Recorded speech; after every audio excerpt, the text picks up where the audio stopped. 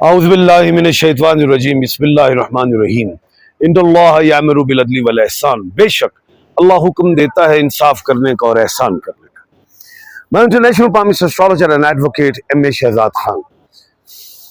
आज का जो प्रोग्राम है वो ये है कि ईरान और अमेरिका के जो मामला फिर जो शुरली पटाखे और टिक टुक चल रही है, क्या ये जंग हो जाएगी बाकायदा? ये बताता हूँ आपको। सब बताने से पहले मैं बताता चलूँ कि इस वक्त मैं बाबू सर टॉप जा रहा हूँ और रास्ते में ये जगह आई है, आगे एक जगह है उसका नाम है लुलू झील, लेकिन उससे पहले जो है ये जगह आ गई है। इस जगह को नाम झरकट कहते हैं। अब पीछे जरा पहाड़ देखें, सूरज उस पहाड़ पे पड़ रहा है और इर्द गिर्द जो है देखें सूरज नहीं। बड़ी खूबसूरत जगह है। अच्छा, एक बात और बताता चलूं कि मैंने एक बात की थी कि 16 जो है जुलाई को जो सूरज है वो चला जाएगा मथन राशि में, लेकिन 15, 16 और 17 यहाँ पे कुछ झड़पें होंगी ईरान और अमेरिका की। और उसके बाद फिर 23 को वीनस का ट्रांजिट है, वहां पे 22, 23 और 24 में भी कुछ झड़पें होंगी। अच्छा, इसी तरह 2 तारीख को जो है तारीख अगस्त की मरीख सियारे का ट्रांजिट है और वीनस का भी ट्रांजिट है।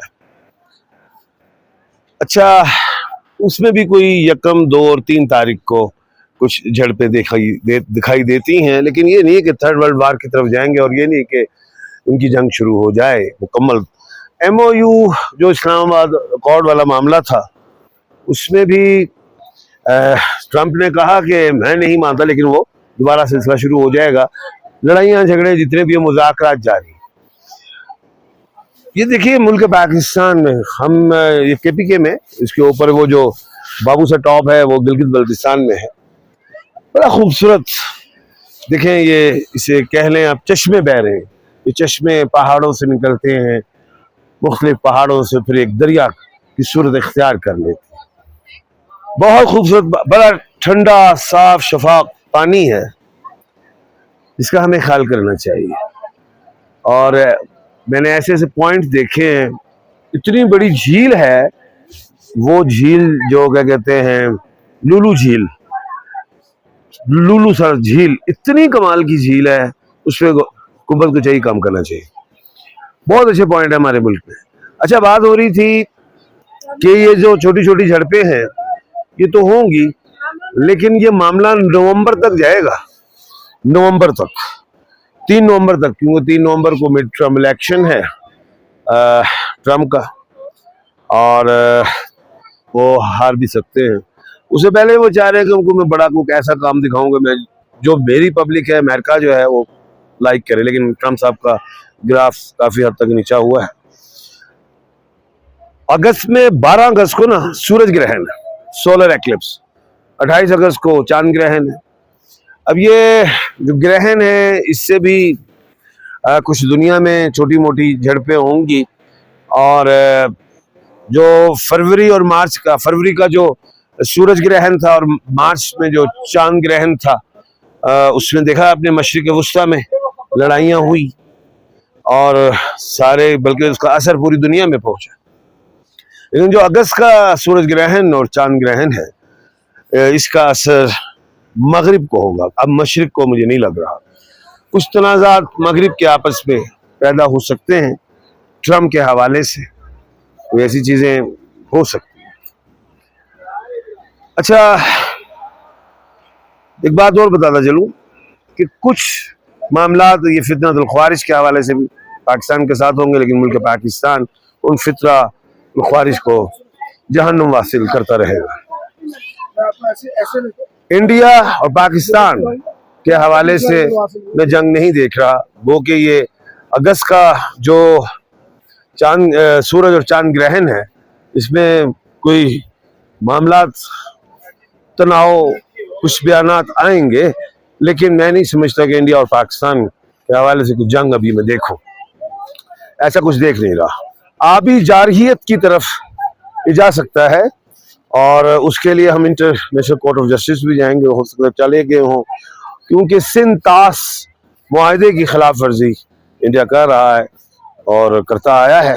लेकिन खैर ये मामलात हल हो ही जाएंगे। उसके बाद ये रशिया और यूक्रेन का जो मामला है, इसको अगर मैं गौर करूं तो इसमें भी छोटी मोटी झड़पें हैं, लेकिन यूक्रेन जो है ये नहीं है कि वो यूरोप का हिस्सा बन जाएगा, रशिया उसे निकलने नहीं देगा, वो रशिया का ही हिस्सा बनेगा, ऐसा कुछ देख रहा हूँ। बाकी हमारे मुल्क में जो सियासी मामलात हैं, इसमें 26 जुलाई को जो सैटर्न है, शनि, वो रेट्रोग्रेड हो रहा है। मुल्क में सियासत में कुछ बदलती हुई सूरत हाल आप देखेंगे।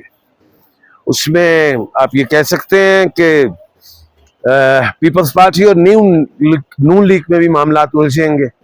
JU फे के हवाले से भी मामलात कोई इतने अच्छे नहीं रहेंगे। ये चीज़ें मैं इस तरह देख रहा हूँ।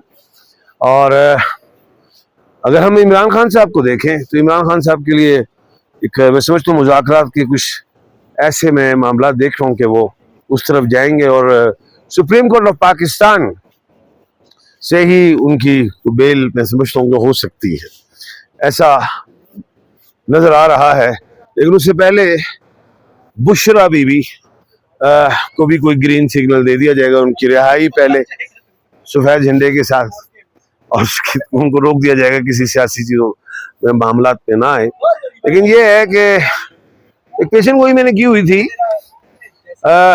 काजी सफाई साहब के दौर में, उन्होंने पाबंदी तो लगा दी थी, वो यानी कि वो क्या पाबंदी नहीं, वो क्या कहते हैं, उनके सिंपल ले लिया था मैं का, लेकिन PTI पे पाबंदी नहीं लगी। तो पाबंदी अभी भी मैं कहता हूं कि वो नहीं देखता। इजमात PTI में तो मैं समझता ही सिर्फ इमरान खान को, और PTI इमरान खान ही PTI।